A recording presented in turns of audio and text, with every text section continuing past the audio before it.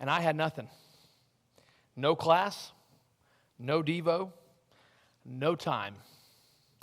I'm unprepared. Then I woke up. It was a dream.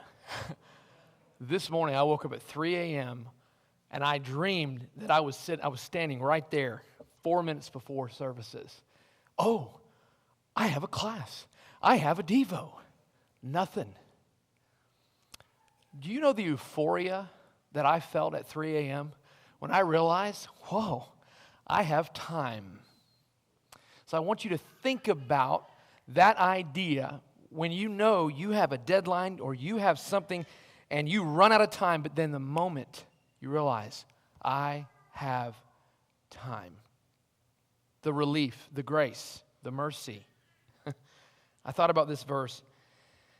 Awake, O sleeper, and arise from the dead, and Christ will shine on you.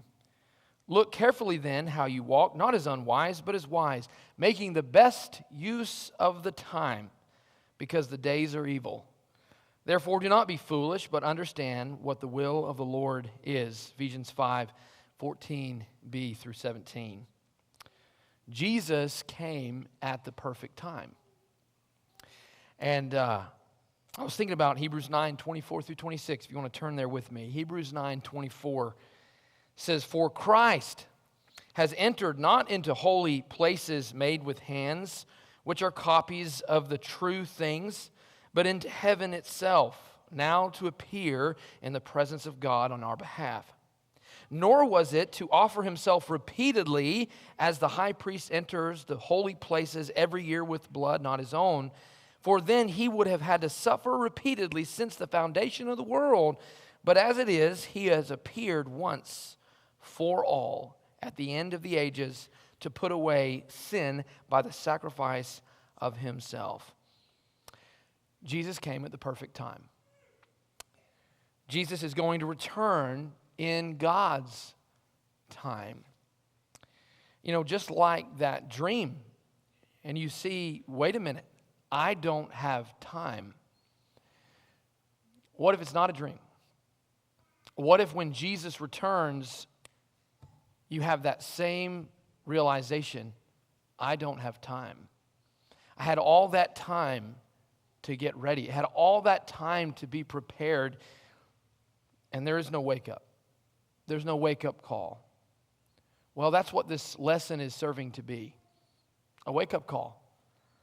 That same kind of euphoria of, I have time. And I have an understanding, and I have time meaning in this moment. I have an understanding that Jesus is going to return. And in fact, the next verse, in verse 27 of Hebrews 9, it says, and just as it is appointed for a man to die once, and after that comes judgment. Notice there's a comma there. This is a verse so often taken out of context, we miss out what is actually said. There is an evidence, there is a proof of the return of Jesus based on this statement. And just as it is appointed for a man to die once, and after that comes judgment, so Christ, having been offered once to bear the sins of many, will appear a second time. So it's saying, just as surely as you and me are going to die, Jesus will return. So it is sure that he's going to come back. He will appear a second time. But notice how he's going to appear the second time. Not to deal with sin. That was his first appearing. Not to deal with sin, but to save those who are eagerly waiting for him. This morning I was caught unawares in that dream. And I woke up to a euphoria that I had time.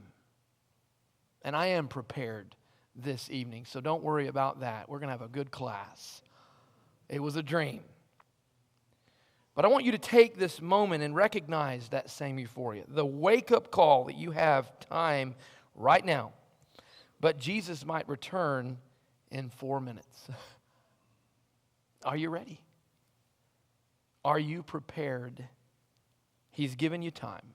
And we have an invitation. Just like Peter said on the day of Pentecost, with many other words, he entreated them, save yourselves from this crooked generation. He gave them that time. And God has given us this time now. But we don't know when Jesus is going to return, but we know that he will return just as surely as you and me will die unless Jesus returns before that takes place. Are you prepared to meet him?